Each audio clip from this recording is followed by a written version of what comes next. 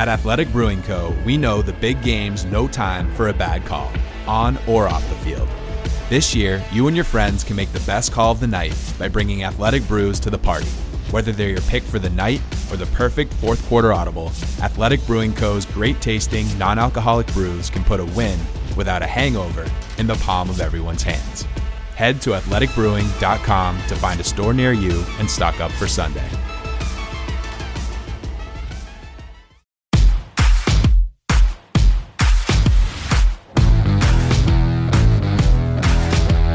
Welcome to the Dogs Podcast with your hosts, Blake Reneker, Justin Charles, and Josh All. What's up, Browns fans? Welcome back to another episode of the Dogs Podcast presented by Omaha Steaks. Josh and Justin with you guys today. We're going to be talking about a few things that have gone on this week. Up front, a little bit of news, but the primary thing we want to get into, want to talk about this whole Stump Mitchell, what he said about Kareem Hunt. We're kind of going to get some of Justin's thoughts and my thoughts on that whole situation. And then we really want to dive into, I saw an article the other day, a guy that's plugged in with the Browns said something about Marquise Hollywood Brown could be a wide receiver the Browns, could benefit from bringing in this offseason. So we'll talk about that, give our thoughts and opinions on Hollywood.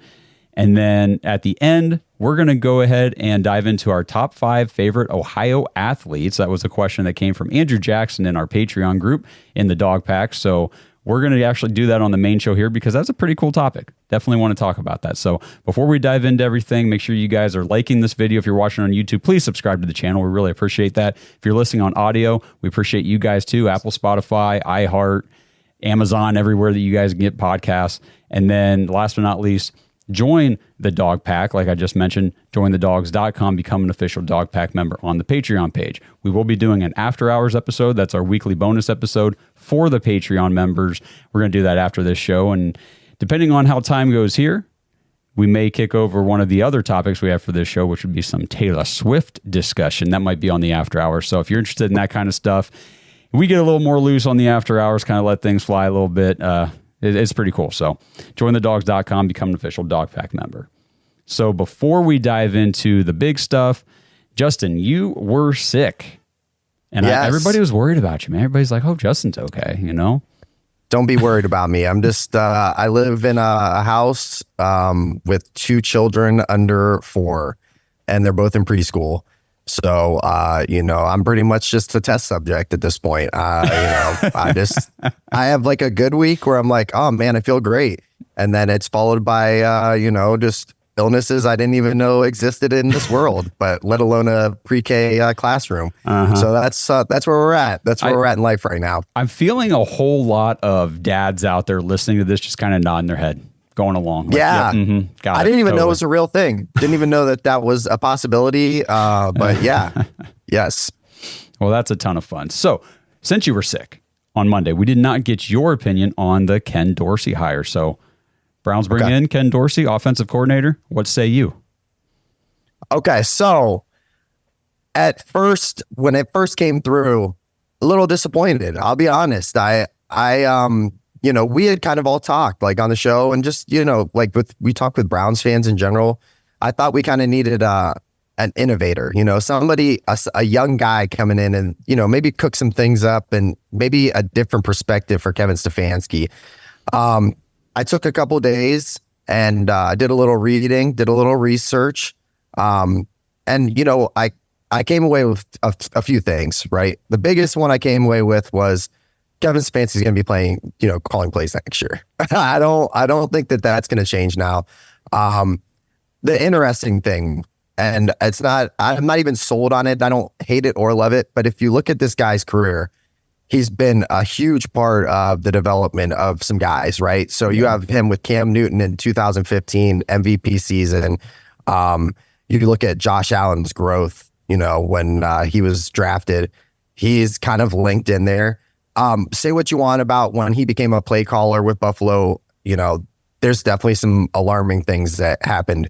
But if you look at what Buffalo was the last few years, as far as like explosive offense, and then just what Josh Allen has become in this league, I think it all comes down to they needed a guy that Deshaun Watson could develop and just kind of, I don't want to say like grow with, because I think he's an excellent player already. I think that his upside is, this upside. You've seen it already. We've witnessed how good he can be.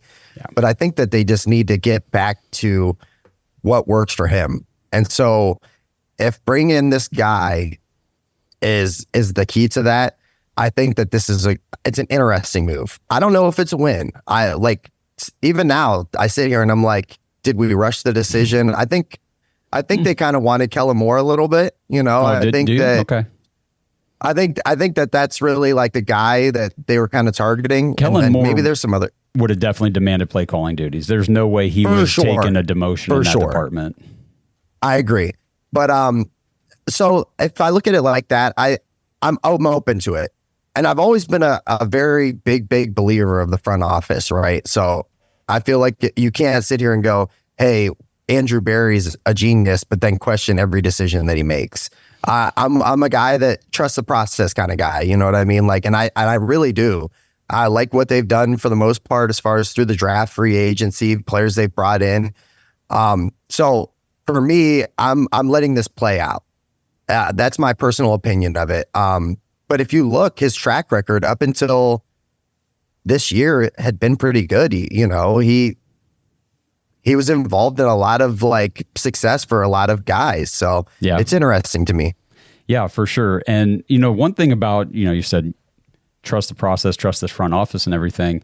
Just because we always say, the front office, this is like the best front office we've ever had, coaching staff, Kevin Stefanski, these guys are awesome, doesn't mean they're perfect. They still make mistakes. But the thing that I've noticed over the last 4 seasons now with this consistency in the front office and the coaching staff, they don't really make the same mistakes twice.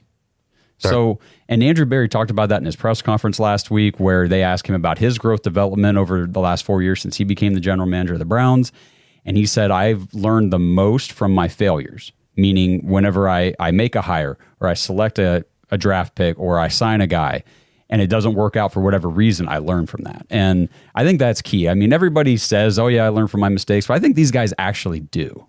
You feel that way? And I don't sense panic. Like, right. That was my first thing that I was worried about. Like, as soon as the news broke, I felt like I didn't know if it was a rush decision, right? Because I'm like, did they just go, oh, Kellen's off the table, crap, we got to go get somebody right now? Like that was my fear of it. And then just when I did a little background on it, and because I don't know what kind of feedback you're getting from Browns fans. Like the Browns fans I talk to go, yeah, probably not my guy. You know what I mean? I'm hearing a lot of different guys. I talked to one of my buddies. He said, I think maybe we could have hung around and seen what Clay Kubiak wanted to do, if maybe he wanted to come to Cleveland.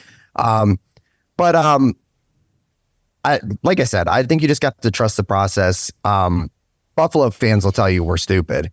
Buffalo fans will tell you your Browns are doing the Brown stuff right now. But honestly, he was a big part of what they did. He was up until last season. So I'm interested. I'm curious to see how it all plays out, especially from what you hear coming out already. We're going to throw the ball a lot. It's going to be a lot of airing it out again. So I'm interesting. I like some of the schemes that he had in Buffalo. I mean, they were explosive offense. They were, man. 3 years? And Josh Allen was a kid coming out of, we had an opportunity to draft him, and everything you heard was, big arm, but we're not sure. We're not sure if it'll all translate together. And after year one, it was like, oh boy. Yeah. First year, it was like, maybe he's not that guy. Maybe he's just another one of those guys. Mm-hmm. And then he has ascended in a special way. Does he turn the ball over a lot? Yeah, maybe. But man, he is insane. He is one of the most fun players to watch in this league. Yeah, you mentioned Kubiak there too, and I was reading some stuff about him, and while I was interested as well, then, there was the connection between Stefanski and his dad, Gary Kubiak from Minnesota. Correct, and it was like, do we want more of the same? I think Kevin's trying to diversify. That's the thing with Kevin, that you always hear Andrew Berry say he's willing to learn, he's willing to grow and adapt. So I don't think everybody kind of gets this impression of Kevin that he's stuck in his ways and he refuses to give out play calling and all that. I don't think that's necessarily the case. And I forget, maybe it was Blake the other night, somebody made the point that, Kevin Stefanski in his first 4 years on his first contract with the Browns the only way he's coming in here on a play calling acumen. You know what I mean? Like that's been his resume. He's not giving that to somebody unless he truly trusts them because he's trying to get a second contract. You know, he wants to be an extended head coach in this league. So you kind of stick to what you do well unless you feel like you can really trust that other person. You know, we brought in Gerard Johnson, who ended up going on a ton of interviews with other teams, didn't sign anywhere. Nobody hired him. He went back to Houston to be the QB coach. Bobby Slowick was the offensive coordinator down there in Houston. He's not leaving to be a head coach. So, you know, some of these guys, you know, their names get thrown out there. We get excited about them. And then you kind of see them go through the progressions with these other teams. Nothing happens. And it's like, well, maybe there's a reason for that. And the Browns also saw that reason. Yep. Just a quick question, just throw it at you. Do you think that Kevin calls plays next year? I do. Mm-hmm. I know there's still all this speculation like, well, Kevin's still tossing it around. He could, he couldn't, he might give it up. I doubt he does. There's definitely no strings attached here. It's not like they promised Dorsey he'd be able to call plays if he came in because they didn't, and he's here. So I think it's going to work either way. I have definitely come around on Kevin as a play caller, I think, after watching this season especially, and we watched it so closely, and it was our fourth season now doing Cleveland Browns football, and you see the play calls, and then you see the execution on the field, and then when they show replays, you look at it from different angles, it's like, what Kevin called here worked. Right. Like players botched it. Didn't execute. Yeah. So as far as play calling goes, I'm cool with it if he keeps it. I agree completely. So that's Ken Dorsey now, another new OC in the AFC North. The Steelers have decided to go ahead and try their hand with the hated, at least if you play fantasy football, Arthur Smith from the Atlanta Falcons. So, you know, when this one popped up, you know, and I get it, there's a lot of people saying, well, look at what he did as an OC in Tennessee versus head coach. Yeah, the splits are pretty impressive in not such a good way for him because, so I was just looking at overall finishes. When he was the OC in Tennessee, the Titans offense in his first year finished 12th overall in yards, 10th overall in points. His second year in 2020, that jumped, man. In Tennessee, they were second overall in the NFL in yards and fourth overall in points. So the offense was very, very good in Tennessee. But then he goes to Atlanta to be the head coach, this offensive-minded guy, and they finished 29th and 26th. And then in 22, they finished 24th in yards and 15th in points. And then this past season, 17th in yards and 26th in points. So they're not scoring a ton of points.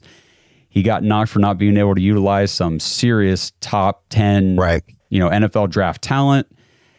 And I don't know, man. Do you think this is going to work out for the Steelers in Pittsburgh? So this, I think this is an interesting one, right? So all the last couple of years, all I've heard is, man, you know, he doesn't know how to utilize Kyle Pitts, Bijan Robinson, you know, Drake London. You have Atlanta fans saying, well, what do you want him to do? You know, you got Ritter, you know, whoever the quarterback is, it's not a top-notch quarterback. I think this is an interesting hire, right? I think that this could be favorable. You see a guy, when you look at Tennessee, what he was doing in 2019 and 2020, I believe, you look at Derrick Henry, had 2 career years with him. And I know they ran the ball a ton with Derrick Henry, but in Pittsburgh, they have 2 very, very serviceable backs. I mean, Najee's pretty nice. And then I'm a very big fan of Jaylen Warren. I think that he is sneaky good and kind of not even really utilized as much as he could be. So if you see those kind of touches, maybe even split between those guys, I could see it working. Another interesting thing that I think could be favorable for Pittsburgh is you look at a guy, A.J. Brown. He had 2 pretty good years as he was ascending, both 1,000 yards, kind of put himself on the map. And now he's elevated himself into a new league, a different, you know, tier of players as far as wide receivers in Philly. He went from a guy that put up back-to-back 1,000 yards to, you know, you pretty much book him for 1,500 and like 11 touchdowns every year. Like that's top-notch, top 5, top 10 wide receiver type numbers. So I think I saw some stuff about, you know, there's worries, you know, would Pickens be upset with this? I personally think that if he's able to just manage this offense, and they have some question marks. They've got to figure out quarterback. They absolutely have to figure out quarterback. If they roll it into next year with those three guys, obviously I think the thing is, man, it's not it. No, he's it's not it. Mason Rudolph's probably the best guy in that group. Oh, and he sucks. Point. And I don't he's even horrible. Know. So the thing is, the Steelers, Kenny Pickett, they were a playoff team, right? They don't have any kind of high draft capital to go get one of these top. Now, this is a much better quarterback draft than years past so far. Anyway, at least that's what the guys are saying. But the vibes are, yeah, exactly. And could they find somebody later in the first round, maybe even in the second round? Of course. I mean, Jalen Hurts, these guys, guys are found later in the draft. But this Arthur Smith thing might, to your point, be more for the run game. Because the Steelers may very well be looking at the situation saying, we're kind of stuck with Kenny. He's not good. He's got 2 years now, and he's only got 13 total touchdowns. He's never had double-digit touchdowns in a season. And what are we going to do? You know what I mean? And we've got Najee Harris, first-round pick. Jaylen Warren is showing that he's pretty awesome. He's good, yeah. Maybe I hope it doesn't work out for him. I really hope it blows up in their face and they are dog shit, but... I do think that there's interesting parts of this because he loves to run the ball. Yeah. But let's say they get aggressive. The owner's not happy. Tomlin's in for another year. So that they're going to be well coached, right? They're going to win a lot of close games. Yes, and fans are still going to call for Tomlin's head. They're going to call for, I guarantee it's going to be like 4 weeks in. They're going to be saying, get Arthur Smith out of here the first time they have a 6-point showing. Call me crazy, but what if they make an aggressive move and they go and they trade for Justin Fields or Russell Wilson or something along those lines? I think that the narrative could be much, much different heading into next season because you saw Arthur Smith elevate a guy in Tannehill that's true. Miami tossed to the side, didn't want anything to do with. I know it wasn't just an immediate thing with Tannehill. He got to build himself up, and it kind of all clicked in those 2 years where, especially in 2020, they were a top number 1 seed in the AFC. I wanted to say they were 11-5 or something like that. They were a dominant team. If they can go and get a quarterback, I think that they're just as dangerous as they've ever been. I mean, I've always been a guy that said you can't, even when you look at them, you're like, oh man, this roster is not that good. Defense is okay, probably better than average, but offense is, they get a decent quarterback that can get the ball to Pickens, and then Deontay Johnson's still there. I don't see them this necessarily being like just because they hired Arthur Smith, they're done. I just don't. Nope. So do they get the Arthur Smith from Atlanta? Do they get the one from Tennessee? Correct. We'll see what happens. You gotta, if you're a Browns fan, you gotta hope the Atlanta one. Yes, if you're for sure. Because if you get the Tennessee version and he's able to elevate this offense into like, let's say top 10, and with that defense, they're going to be very, very formidable again. Absolutely. I know you're talking about bringing in a quarterback. If they don't, they roll with Pickett. That makes me feel better because I don't think that he can really take them too far. I mean, obviously, he can help get you to the playoffs. I wouldn't say he led them there this year by any stretch, but he's not the guy. No, they've got to be. To me, I know he's just second year, but I would do everything I could to get out of that contract, whether you trade him to a team that maybe wants to develop him, if they see something in him. That's why I just think there's a big quarterback market as far as veteran guys, young guys that are out there that could be available. And the idea of Justin Fields in a Steelers uniform makes me just absolutely super depressed. It does, and nervous. Did you see the hype video the Chicago Bears put out on social media? No, I did not. The Chicago Bears I don't know what just put out a hype, with all about Justin Fields. Really? So Marvin Harrison Jr. at 1? Maybe. Or they're probably going to trade it for a haul for somebody who wants to come up and get Caleb. But be smart. Yeah, down to 2 or 3. And the thing is, if they decide to keep, and I know this is a little off topic here, but if they decide to keep Fields, they're going to be, I think, very good on offense this year. I think it's going to be a much better offense than what you've seen in the past. I think he's a good quarterback. I do. I think that he can be a good quarterback. I just feel like the coaching up there in Chicago has been pretty bad. I agree. I think every year he's gotten a little bit better. Now I understand like when you listen to like the sports media and stuff like that, and they're like, this is a chance for Chicago to reset the market again, like reset their window on a quarterback. They're doing basically set it back 3 years and they're back on a rookie contract deal because they're going to have to pay. I understand the business side of it. The business side of it makes total sense. Right. But to me, I'm like, that looked like a kid that I thought was going the right direction and looked explosive as ever, especially like with the run threat. It is, he's extremely dynamic. I've heard this presented in a nice way by another show I listened to, and they said, if you're Chicago, you got to look at it this way and just use last year's draft.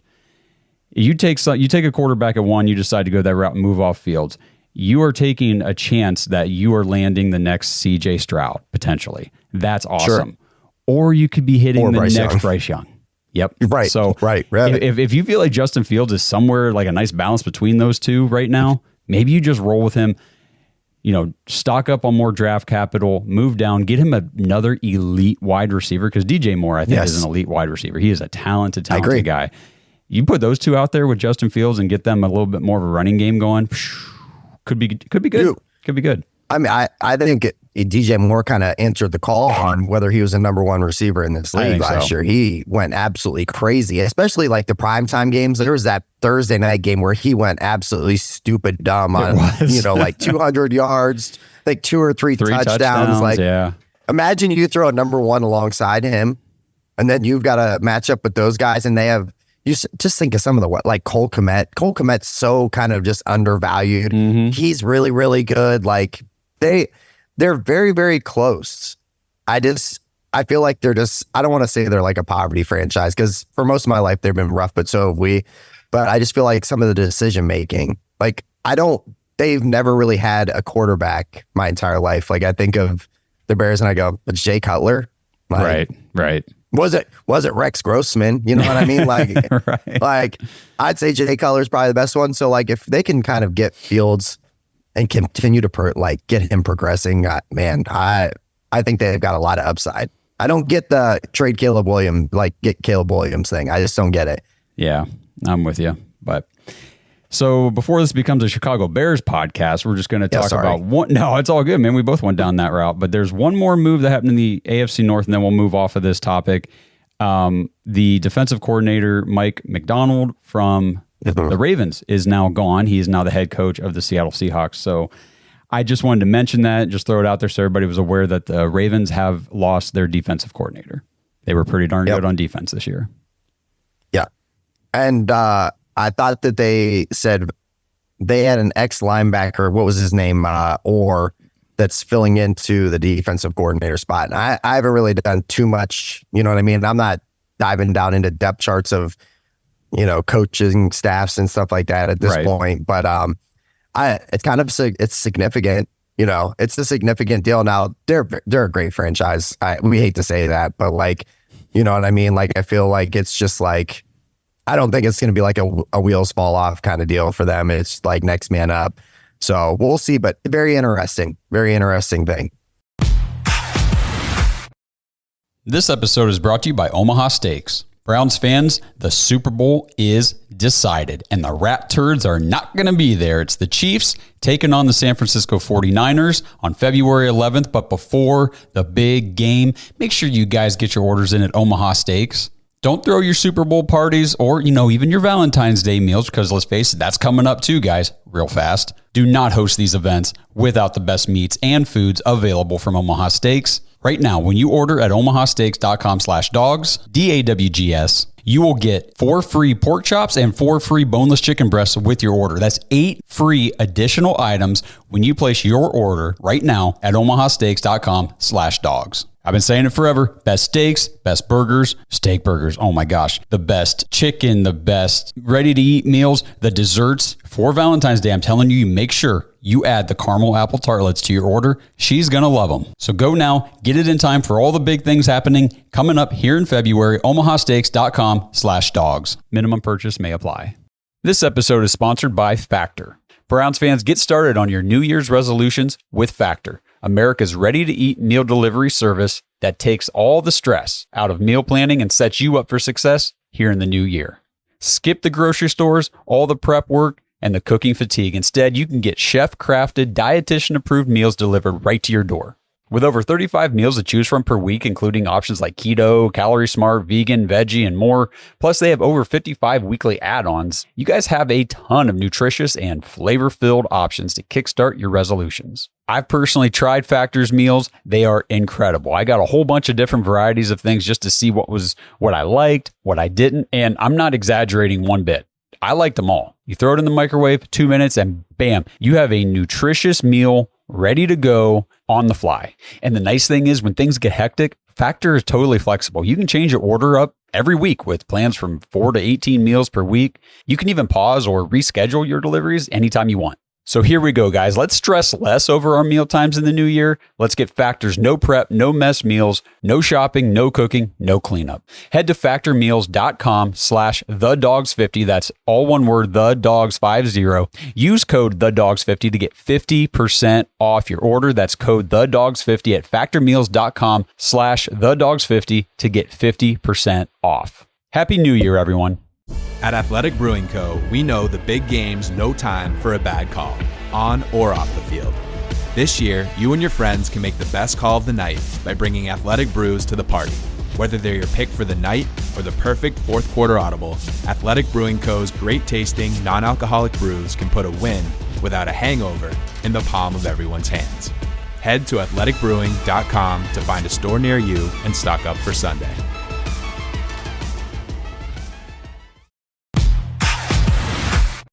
Okay, so let's shift gears here. This happened, the whole Stump Mitchell thing. Okay, this one we haven't talked about yet on the show. It happened. Yeah. It didn't even happen last week. I think it was the week before all this kind of came out, and we haven't really addressed it at all. Which is, I don't know what you want to say about that. We've met him. We've met Stump. We hung out with him. We've had him on the show. We've had a conversation with him. You know, we hung out with him at training camp. Like we've been around this guy a little bit, and the heat he was taking for his comments, I didn't totally understand because it just didn't seem like him. From when we met him, he seemed so down to earth, so passionate about his guys. And then all this stuff came out. Well, he's throwing Kareem under the bus. He's throwing shade. He's talking shit. And I saw all that and thought, that's really weird. It just doesn't seem like him. And then I actually went and watched the interview. Did you watch the interview? Mm-hmm. I watched some of it. Okay. I didn't watch the entire thing, but I watched the juicy parts. Right. So I've got the two juicy clips with Stump talking about Kareem Hunt. And the way, I'll just kind of preface it this way, the way it came up in the conversation, I feel like Stump is intentional about what he says, and I don't feel like, but I also don't feel like he came into this interview saying, no matter what, I'm calling Kareem out in this interview. That's malicious. I don't feel like that happened. I feel like as the conversation was going, he thought, I think I have an opportunity here to try to get through to Kareem, which I'll just play this first clip. Like I said, we got two. I'll play the first one and we'll just kind of talk about it. I really believe I got an opportunity to get the most out of everybody except for Kareem so far. I think Kareem has a lot to offer, but I think what he needs to do is dedicate himself to getting all that he can get and don't settle for being who he's been in the past. And I think he'll be one hell of a player. What has your philosophy been to try to unlock that from them? To try to talk to, I would say, first starting with Jacoby Brissett, then to Deshaun, to anyone else that can try to get a hold to him so he can hear someone else's voice other than mine. And, that's all it can do. Yikes. I mean, it's not good. Yikes, now, right? Before we go on, I will say, I think he probably shouldn't have said anything. I mean, I think that's pretty fair to say. Like, it probably pops up in your head during the conversation. Hey, I think I'll mention Kareem here. Maybe second guess that. Maybe, take 2 seconds and think about what you're going to say. But I think I think you nailed something very important there while you were leading it up. I agree with you. I feel like he's a guy he really, really thinks a lot about like what he's going to say, and he's very deliberate with his words, right? Mm-hmm. So for me, when I heard this, I was surprised because it just seemed so from what, it just seemed kind of like an out of character kind of thing. But like, I honestly, then I look back and I go, maybe he's trying to kind of open the door up and let some light in on some things. Cause we had Kareem. A lot of Browns players like Kareem a lot, he's kind of one of those guys that, we all like him, but they decided, hey, we're not going to bring him back. He lost a step. That was what we heard. Yep. Maybe there's a little bit more to it, maybe because it sounds like he's a guy that, kind of just shows up, goes through the motions and goes home. You look at his performance and for like, he wasn't the same guy, right, this year. But at the end of the year, he still had 10, 11 touchdowns. Like, I mean, he's still a haul right at the in the red zone. Like, if it's at the 2-3 yard line, book it. It's a touchdown. Like, so I just felt like it was very surprising for him to, go say Kareem, and then just kind of go through those things, because it sounds like maybe there was a work ethic thing. Maybe there was something going on there where he felt like he tried to get more out of him and he just couldn't get through to him, especially then to say, hey, I talked to Jacoby and I talked to Deshaun and I tried to get these guys to get him bought in, and, and then it's just, I think it's just interesting. It's very surprising because I didn't think we'd hear anything, and then like, man, there was a lot of juicy content there. There sure was. I mean, when we talked to him before the season started, Nick Chubb was still healthy. Nick Chubb was still the lead guy, and everything was rosy and good to go. And we had him on the show, and we talked to him a lot about Nick Chubb, and that was kind of our main focus. And he answered our questions about Nick, and he talked Nick up and told us what we wanted to know about Nick. But he really made sure he emphasized how important Jerome Ford was to the offense. Yes. How important John Kelly was. He even went as far as to hype up Demetric Felton at the time, who ended up not even making the team. He was very focused on making sure everybody knew that those running backs, that his guys were good guys and they were good players, and he wanted them recognized. And he mentioned Kareem because he talked about, last year what Nick and Kareem could do, that's what Nick and Jerome can do.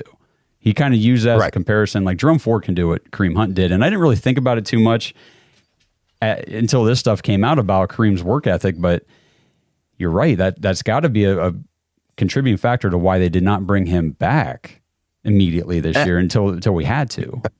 Right. And like you said, especially John Kelly, like he really like kind of like gave us a behind the scenes look about like really, that was a guy I was like, man, maybe this dude's going to end up sneaking onto the active roster and like being an important part of this team, because some like the things that he said about him, I mean, he really loved his game. He was like, if he gets an opportunity, he's going to be special in this league. And I was like, man, that's crazy, because this guy has been on the practice squad, for 3 years now. So it just interesting. I wish him nothing but the best. He was a great guy, great fun interview, super nice. Like, I mean, can't say enough good things about him. We've already said I feel like it's a tough loss for the team, but I think there's an opportunity that comes out of this. Nothing just happens because, we gotta try something fresh. I think they were looking for something new. They were looking for maybe just a rebirth kind of on the offensive side of the ball. And, unfortunately he was one of the, staff casualties in that.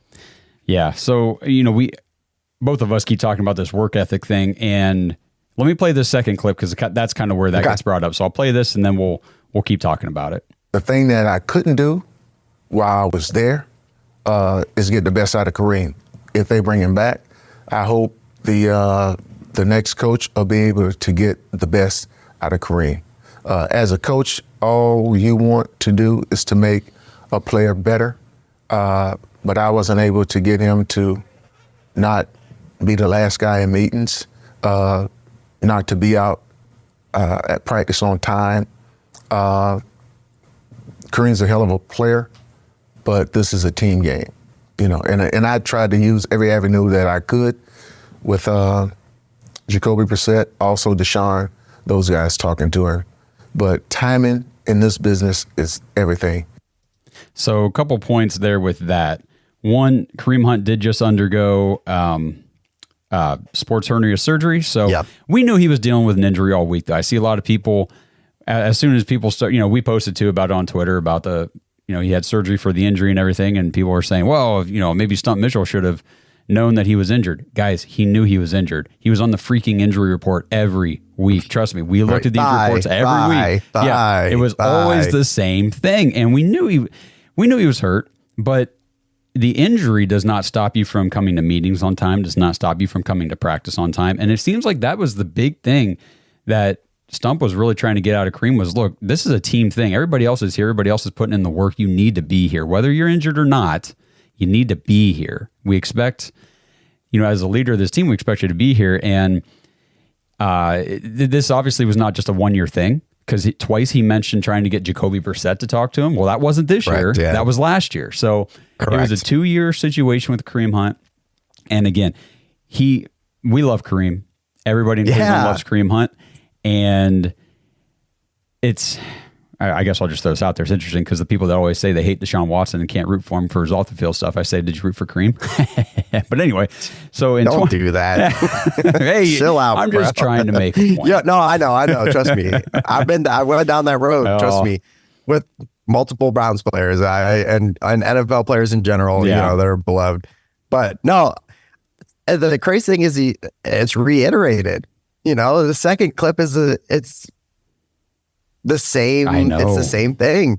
It's very emphasized. It's like, that's what I mean. Like, I think there's a little something to it. And I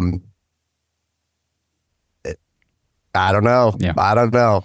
It's definitely, I guess, like if you're on your way out, it's just surprising, because we like Kareem Hunt. We think Kareem Hunt's great. We think he lost a step for sure. I think he definitely steps. doesn't.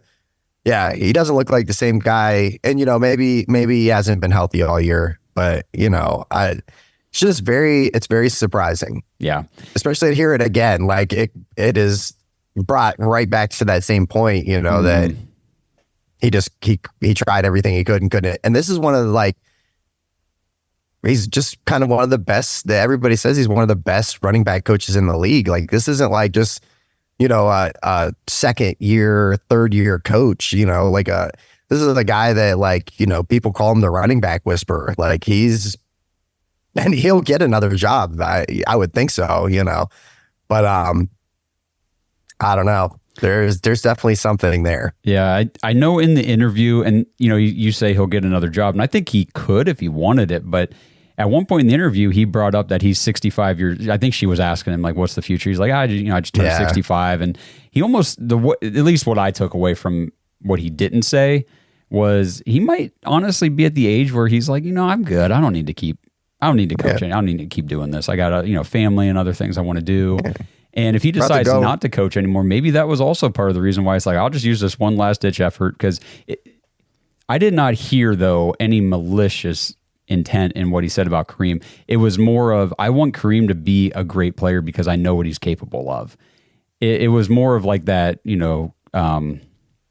constructive criticism type thing rather than Kareem Hunt's a shitty player and, he's a terrible teammate and he shouldn't even, he didn't say stuff like that. He basically just said, I want the best for Kareem. Kareem could be so much better than what he is. Okay. Did he kind of call him out? Yes.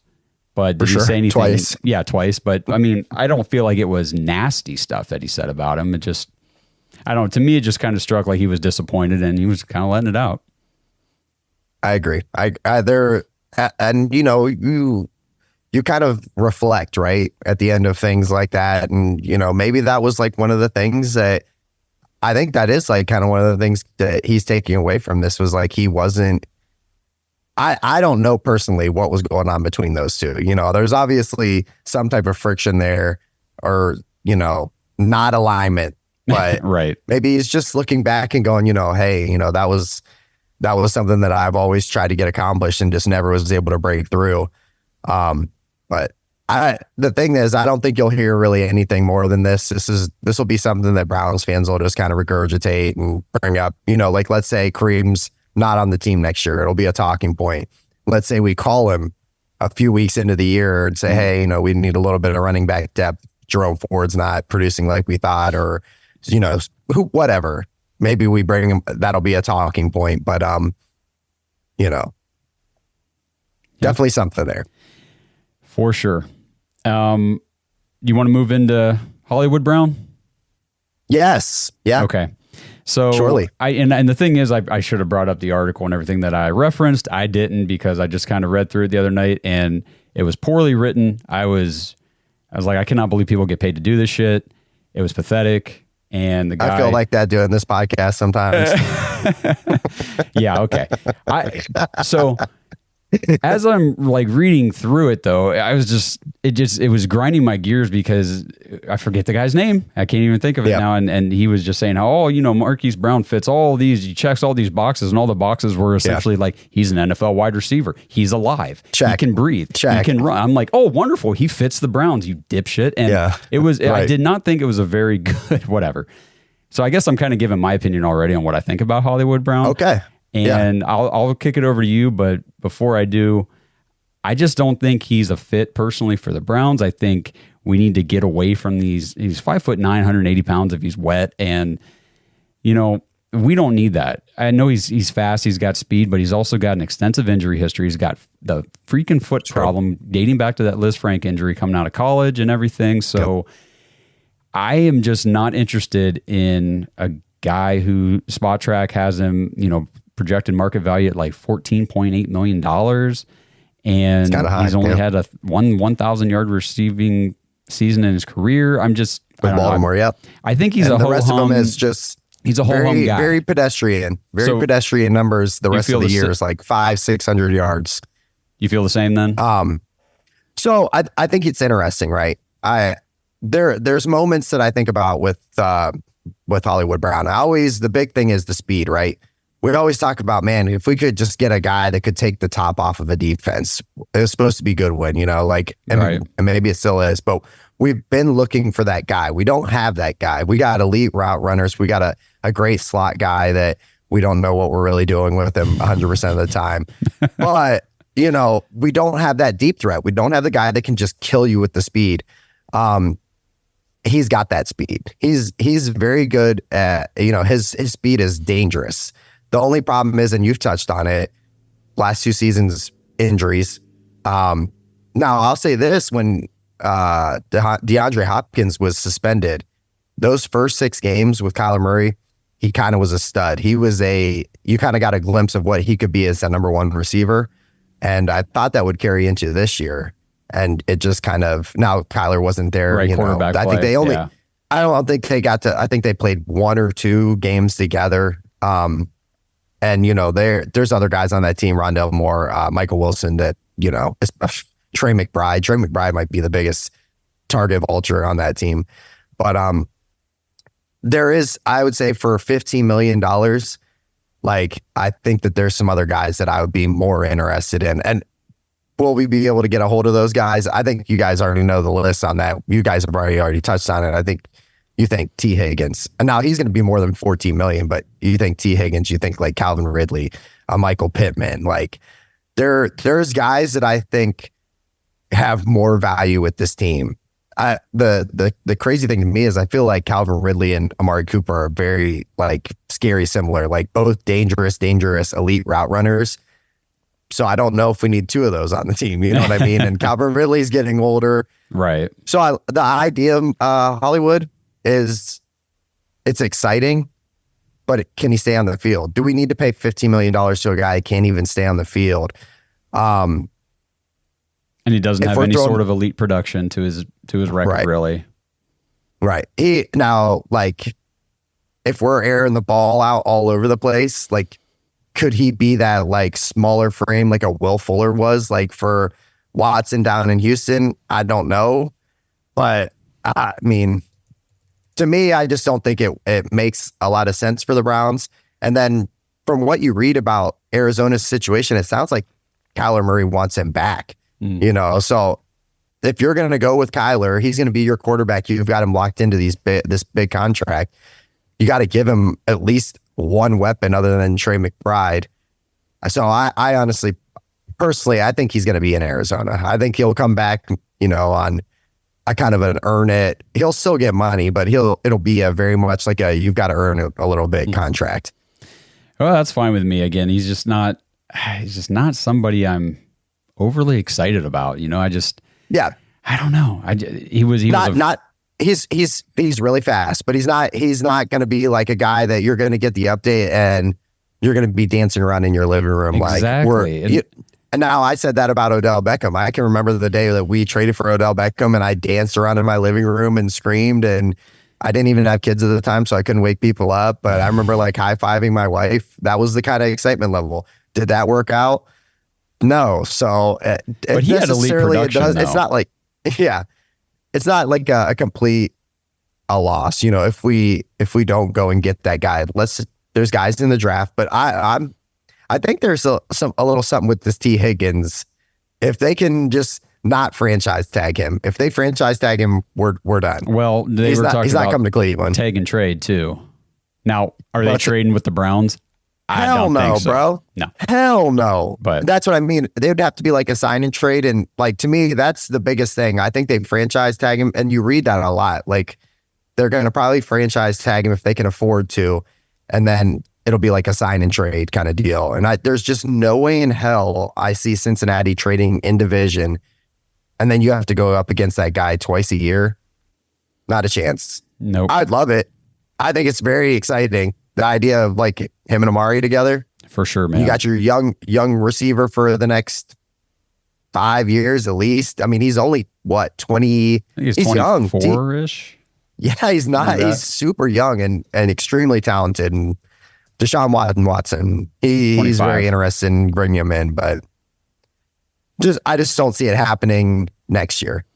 Maybe if he gets to be free agent and he's got a little, he's control of his destiny, I think Cleveland could be a destination for him. Yeah, that would be awesome. I mean, we've talked about, Derek talked about the some of the free agents. You brought a lot of them up there, some of the big names and all that stuff. But, yeah. I just always go back to Amari Cooper, and we didn't know he was available. Right. We didn't know he was available for a fifth. And Andrew Berry pulled that off. So I would never put it past Andrew Berry to bring in a legitimate number one receiver to pair up with another legitimate number one receiver with Amari Cooper this offseason that no one's even talking about. Yeah. And, we might be able to look across the league and look at some receivers that are on teams with some deals that's like, they might be looking to move off this guy, but just stuff like that kind of comes out of nowhere. And I love it. That's what I love about Andrew Berry. Yeah. I mean, I don't think that so the salary cap is tricky for me because I always look at the salary cap and I go, shit, we don't have any money. Right. Where are we getting all this money from? And then all of a sudden we got all this money in like 2 months and we're making deals. I think that it wouldn't be crazy to me, especially like, let's say some of these teams that decide to rebuild, like maybe like a Tennessee. Let's see. I don't think it's that crazy. I'd love to see Hopkins back with Watson for a while. And true. I don't know if I don't think he's completely cooked yet. You know what I mean? He still showed that he's got moments where he looks good. I don't think he'd be like the number one choice for Browns fans. Like, I don't think that would be a complete sell for him. But I mean, if we could bring him in on a trade and get him for next to nothing, like I feel like kind of Andrew Berry always does,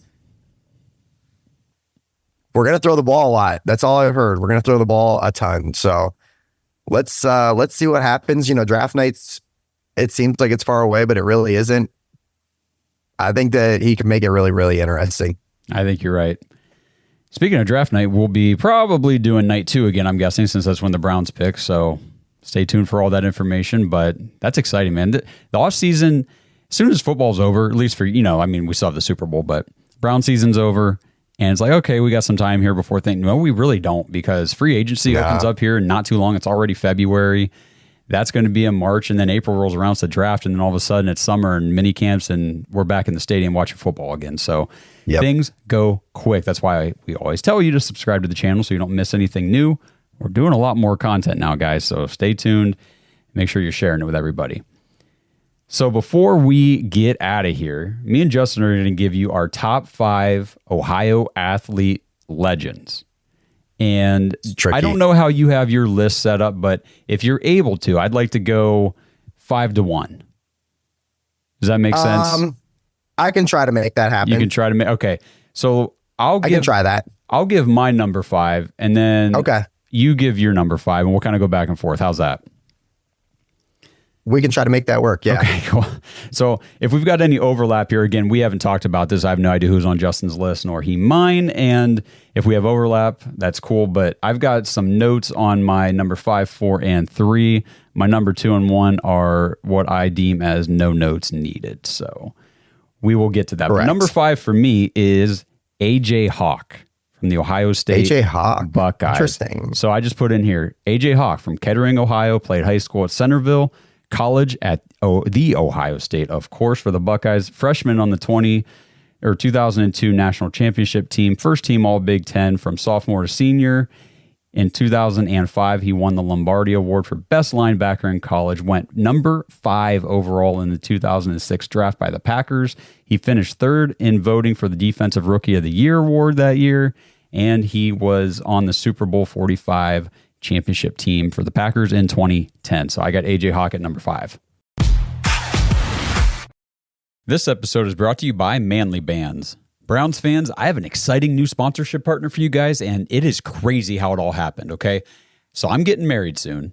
I went to pick out my wedding band. I did not know that the cost of gold was the highest it's ever been. So, when the rings I liked and they pulled it out of the case and showed me and I turned it over, saw the price tag, and they were $1,600. Yeah, I essentially crapped my pants and ran out of there. I hate jewelry stores. I hate the salespeople. I hate the selection.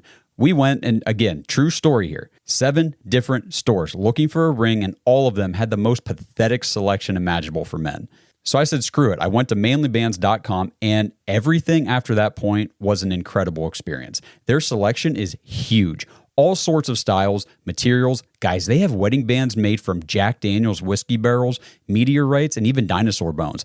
They also have a huge selection of the tungsten rings that everybody likes, cobalt chrome, and gold. And the best part was the customer service was some of the best I've ever received. In a world of AI and bots, Manly Bands keeps it real with real freaking people. The whole experience was so awesome, I asked if we could advertise for them on the show, and here we are. Screw those jewelry stores and those salespeople. Manlybands.com. Use promo code DAWGS, DAWGS, for a whopping 25% off your order. Whether you've already got a band or you're getting married in the future, check out what they have. Also, you can order a free ring size guide and they'll ship it straight to you. So you know exactly what size ring you need. And again, never step foot in a jewelry store.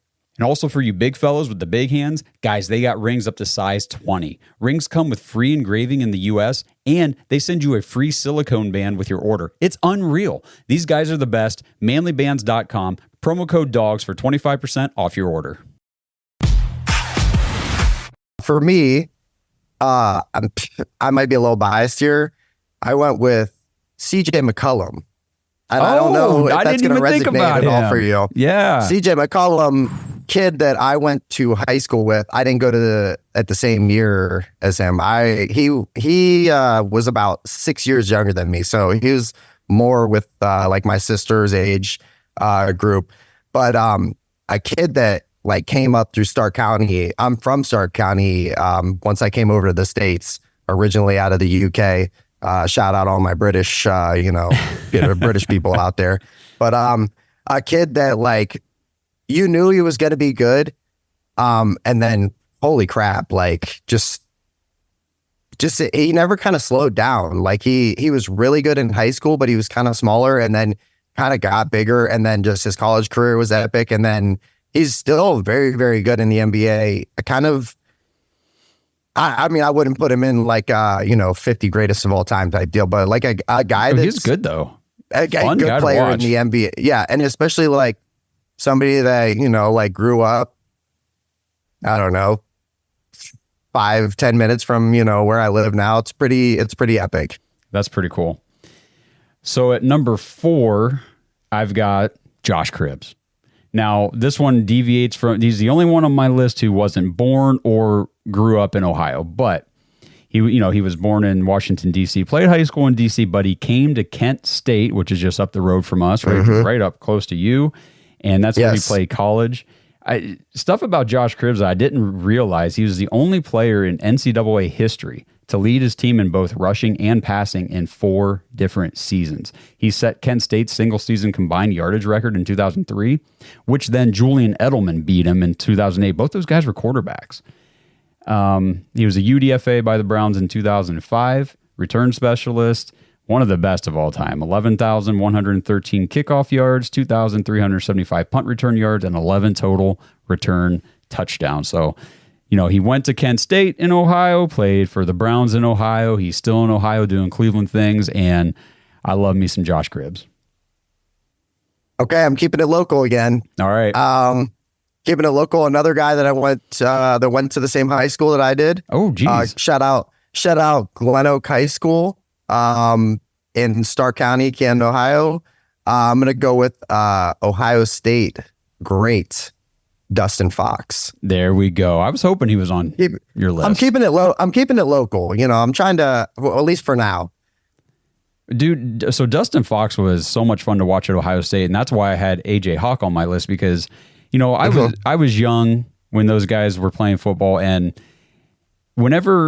even now, honestly, whenever somebody on defense can captivate you and make you want to watch defense, because offense is fun to watch, right? Offense is what everybody wants to see the most of and everything. But when there's a guy on defense, it's like, I can't wait till the defense is out there. That was AJ Hawk for me. And Dustin Fox was right there too. Dustin Fox. I watched him play. I went to every game in his senior season. Basically, our team was really, really good that year. He was our running back. And he was an absolute stud. He was like one of those guys, like he was just one of the most athletic guys on the field. Yep. Every play, you know what I mean? And so he was our running back and also safety. But my God, just fun to watch. And then just to, like you said, like just his career progression. And then just, he's a local guy. He's always tied up with Cleveland sports, Ohio State. So for me, I'm probably like, there's going to be people like, hey, are you an idiot? You left out some of these names, and I already see one that I'm like, shit, I fucked up. Dustin Fox should not be over this person. So maybe I'll 3A it, 3B it or something. I'll just add people. We'll just do a top 6, I don't know. But go ahead, I've got honorable mentions at the end. I've got honorable mentions. So. Honorable mentions, like number 1 type honorable mentions. So for number 3 for me is Troy Smith. Troy Smith was probably, until like a guy like CJ Stroud came around, and I loved watching Justin Fields too, but Troy Smith was my all-time favorite quarterback at Ohio State to watch. He was so much fun to watch. I put in here born in Columbus, but they moved to Cleveland. He actually started at St. Edward High School in Lakewood. I didn't know this, but he got kicked off the football team because he elbowed a kid in the head during a varsity basketball game. Must have been intentional because he got himself kicked off. So then he transferred to Glenville, which Ted Ginn Sr. was the coach. He played with Ted Ginn Jr., who also went to Ohio State. He redshirted his first year. He was on that 2002 national championship team. He actually started out playing as a running back for Ohio State. And then, do you remember Justin Zwick? Absolutely. He was a Massillon Tiger in Stark County, Ohio. He was like one of the best quarterback recruits in the entire nation. Goes to Ohio State. So Troy Smith, just his backup. And then Zwick gets hurt. Smith comes in. And the rest is kind of history, though. He did get suspended for taking money from a booster, which I guess now wouldn't be a big deal. But the dude just lit it up. In 2005, he had the fourth highest passer rating in the nation, 162.66. Offensive MVP of the Fiesta Bowl. And then in 2006, won the Davey O'Brien Award for Best College Quarterback. Had a 3-0 record against Michigan, which we love. He was the first quarterback, I didn't know this, first quarterback since 1936 to win 3 straight games against Michigan. He won the Heisman that year, second largest margin of victory in Heisman voting in history. And the first was O.J. Simpson. So other than those two, you know what I mean? The margin of victory was huge. And sadly, lost the 2007 national championship to Florida, to Urban Meyer, whatever. Ended up being a 5th round pick by the Ravens. His career in the NFL didn't really materialize. Right. I think he would have been a much better fit for today's NFL than back then. I agree. So for me, at number 3, I'm going to go 3A, 3B. Okay. Travis Kelce and Jason Kelce. Oh, The Kelce brothers out of Westlake, Ohio. Yep. I mean, do we really even have to go into it? You know, like probably one of the best centers of all time, arguably the best tight end of all time. Probably Local Hall of Famers, kids, both of them. Yep. both love, you know, Cleveland sports, Ohio sports, and also have a great podcast. Yeah. Yeah. Good for them. If you're doing podcasts, that's the way to go. That's the way. Yeah, they're doing it. They're doing it right. It's pretty entertaining. All right, go ahead, big dog. All right. At number 2, again, now we've entered I don't need notes for these guys, but number 2 is LeBron James. Woo! Akron, St. Vincent, St. Mary. I mean, this guy, when he was in high school, he was all the rage. I mean, people would travel from all over the state, probably other states too, just to come in to watch his high school games because he was that big of a phenomenon. And it was, is he going to be able to take what he's doing in high school into the NFL? And he goes at 18 years old, or NFL, NBA, 18 years old, straight into the NBA to the Cavaliers, stays in Ohio, stays in Cleveland, and just dominates. And arguably the best basketball player of all time now. I mean, his career has been extraordinary. Damn, you have LeBron James at number 2? I do, because my God. number 1 is a personal favorite, lifelong favorite athlete of all time. So that's why. But okay. If we're going on career, just achievements, I mean, of course, LeBron would be 1, but I got him at 2. Okay. I got him at 2. Okay. Oh, okay. So at number 2 for me, this is a legend of one of the games that I actually like to play when I'm just out drinking in the summer, golf. The majors most winning golfer ever, Jack Nicklaus, Ohio native. No kidding. Born in Ohio. Okay. The Golden Bear, baby, 18 major wins. We thought that was going to come down, and then Tiger Woods ran into some issues, but, you know, it's Jack, you know. Yeah. It's the Golden Bear. Stud. Good one. Straight stud. That's cool, man. That's interesting, man. You got yourself a good list. I like that. He was born in Columbus, Ohio, so, you know, it's not like he was, you know, up the road or anything, but right. About 2.5 hours up the road, home. That was home base. Nice. So my number 1, you ready for who got 1 over LeBron? I'm super. I have no idea where you're going to go with this. Number 1, a guy that I just couldn't get enough of growing up was Ken Griffey Jr. Ken Griffey Really? Jr. Okay.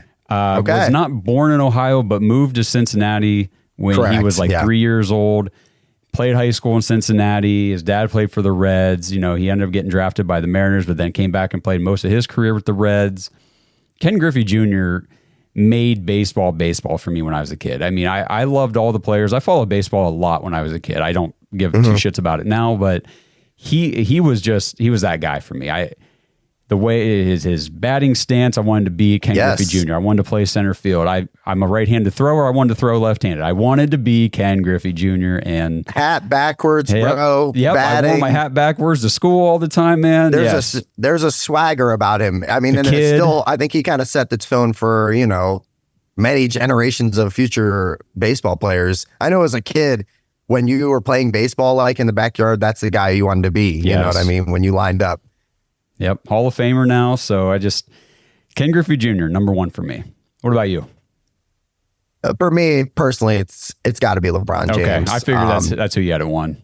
It's LeBron James, and only just because it's a crazy story. Literally 15 minutes up the road for me, this kid was born. Tough, you know, like tough life, phenom in high school. Like people were talking about him when he was like 11, 12 years old. And then you watched as like a Cleveland fan and like a fan of Ohio sports, I got to watch this kid's like journey all the way up and like the doubters and everything. And you watch just how special he was. And you just, when he was with the Cavs the first time, you're like, God, we're so lucky to have this guy, but we can't get enough around him to actually, you know, it was always just something would happen. You know, it was always, we ran into an Orlando team or a San Antonio team in the finals. And it was just, it was tough. And then to like finally bring one home, like in 2016, to bring a title home to Cleveland. Like for me, I swear to people, I tell people all the time, like that was something I like had put to bed that I would never get to see a Cleveland sports title in my life. So to get to see that, like, it was just so special, man. Like I can't, like tell my kids, like joking around, like I make them watch Believe Land, and I like walk them through like how special those days were. Cause I really don't know. I like to believe that we'll see another title, but like, I'll always remember that parade, man. I'll always remember like, it was me, Blake, John, like we all went up there. We parked in Cleveland Indians employee parking lot and snuck into the parade basically. And I've just, like, it was surreal at the time, but like, it doesn't even feel like, even to this day, it wasn't even like real life. Like, you have to like pinch yourself sometimes to remember like that actually did happen in like an incredible series. Like, and to me, like, Michael Jordan was incredible. Don't get me wrong. Like, Michael Jordan is Michael Jordan, but like, I personally root for LeBron James as the best of all time because it's just special that he was that close, to home and everything, and has become the player he is. It's an incredible story. It really is. It really is. He would have been one for me, but I had to save it for Ken. But we left a couple off too. We did. Like, so we've got some honorable mentions, and I will tell you right now that the ones I listed out just that I wanted to throw out there after my official list was done. These are what I kept this list intentional. I have 5 guys that are local. 5 guys that are from where I grew up, and one of them I definitely grew up with. So this list is kind of specific to that, but who do you have as honorable mentions? There's 2, and you could honestly put them like easy top 3, both of them. And you could even make the argument like top 2. Okay. It's that. So number 1, like the first one, Steph Curry. Hate him or love him. He completely changed the game. He was born in Akron, Ohio. That's right. I forgot about that. I mean, you could make the argument. I know for a while people were making the argument that he was right there at LeBron's level. I disagree with that personally, but different players for sure. Yeah. But completely revolutionized the game of basketball, like completely changed like the coaching, how you attack as far as like with the 3-point shot. Like he can shoot it from anywhere in the gym. Yep. So a guy that definitely probably deserves to be way higher up my list, but I kept it local, at the beginning with 5 and 4. And then another one, Simone Biles. Oh, okay. Born in Columbus, Ohio, world-renowned gold medalist gymnast. Another one that I saw and I was like, damn, she's like the best of the best in her sport. Like she definitely probably deserves to be in this list, but I was like, just give me the Kelsey brothers. But no disrespect to her. Another, elite world athlete, and born in Ohio. Cool. So I'll just kind of run through these real quick. First, this is like I wanted him on my list, but Percy, if you're listening, I promise you saw my list, so you understand. But Percy Garner, I went to high school with Percy, played baseball and football with him throughout since we were little kids. He ended up going to Ball State, playing baseball and football, pursued baseball, which, the guy was a hell of a quarterback, but as a pitcher, he was dominant. He was the most dominant pitcher I've ever seen. And, in our age group. And he ended up getting drafted by the Philadelphia Phillies. Then he came over and got signed by Cleveland in that 2016 World Series run, pitched for the Indians in September. It was so much fun watching him up there balling out. And, now we do podcasts together and everything. So Percy is definitely a local guy that is on my favorite Ohio athlete list. I've got C. Grant, who played for the Ohio State Buckeyes. He's from the town right next to me. I've done a podcast with him before, and Percy. He played for the Saints in the NFL, just one hell of an athlete. He was on that championship team too in 2002. I've got Zach Caleros, one of the most electric athletes I've ever seen. He played quarterback and safety for Steubenville Red Riders, and then he ended up going and playing for Cincinnati, the Bearcats, in college, and he's still playing quarterback. He's the starting quarterback for the Winnipeg something or other. I was going to say CFL, right? Yeah, CFL. He's been the quarterback. I remember we talked about him for Cleveland Browns quarterbacks. Yeah, possibly. he's got championships up there. Like, he's one of the best quarterbacks in that Canadian league, and it's just so crazy to think. Like, I played against this guy in high school, and it's wild. It is wild. And then I've got Denton True Young. Do you know who that is? I have no idea who that is, bro. Inform me. Denton True Young is Cy Young. Was actually born and raised, grew up just about 15 minutes, what would that be, east of where I grew up. They've got a whole museum there in Newcomerstown, Ohio, dedicated to Cy Young. So he's an Ohio guy. Grew up there. No kidding. And then last, probably a guy you're familiar with, Corey Garbrandt. Oh, yes, very familiar. Oh, MMA no, are you fighter. talking about? Oh, no love. Is that No what you're Love. talking That's about? who Oh, I'm no talking love. about. Garbrandt, UFC champion. Yep. Man, at one point, he was hell on wheels. Like nobody could stop that dude. And he unfortunately ran into a juiced up TJ Dillashaw twice. Or I think that his UFC career, I mean, he's still fighting. He's got, he just actually fought recently, maybe a month ago. Just watched him. A guy like in this area, people get behind. He's from pretty much right down the road. Like what, 45, I'd say probably 40 minutes south for me, all the way down to Eurexville. But yeah, which is like 15 minutes from where I grew fighter. up. Yep. Like for a guy that weighs 135 pounds and can absolutely put you to sleep, like knock you the hell out immediately. Crazy good fighter. TJ Dillashaw did steroids. That's a real thing. So, I mean, the thing is, the list can go on and on and on with these Ohio athletes. I mean, we've seen a lot of great players in different sports coming out of this state, and it's been a ton of fun. So if you guys got your own favorite athletes from Ohio, drop them in the comments. Yes. We want to know, if it's on YouTube or wherever you're listening to this. I know on Spotify, you can leave comments, drop them in there, and we'll talk about them in a future episode, because I'm sure there's a ton of players, ton of people that we've left off of this list. Like I said, some of these were really close and near and dear to like me and where I grew up, and Justin too. So let us know who you got. We want to hear from everybody on this one. We're not going to talk about Taylor Swift in this episode. That's going to be in the after hour. So if you guys want to listen to what we had to say about that whole situation, jointhedogs.com, become an official Dog Pack member. You can do a 7-day free trial. You can watch the after hours episodes, jump in the Discord, interact with everybody for 7 days, see if you like it. And then if you do, which that's honestly what most people have done here recently in the last, I'd say 6 months, they do the free trial. And I would say 90% of people end up sticking around. So check it out. Come join us. And we would love to get to know you better. It's a great community, great people, and just a ton of fun.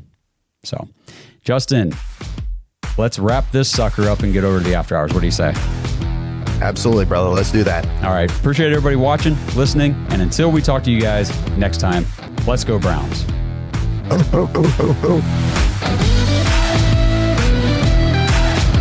Thanks for listening to another episode of the Dogs Podcast. Make sure you subscribe on YouTube and follow us on Twitter at The Dogs Podcast. Get your thoughts on the show at thedogspodcast.com.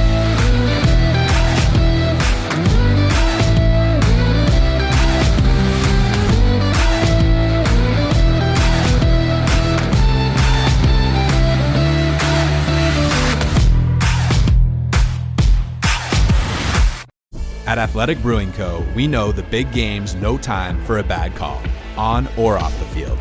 This year, you and your friends can make the best call of the night by bringing Athletic Brews to the party. Whether they're your pick for the night or the perfect fourth quarter audible, Athletic Brewing Co.'s great tasting, non-alcoholic brews can put a win without a hangover in the palm of everyone's hands. Head to athleticbrewing.com to find a store near you and stock up for Sunday.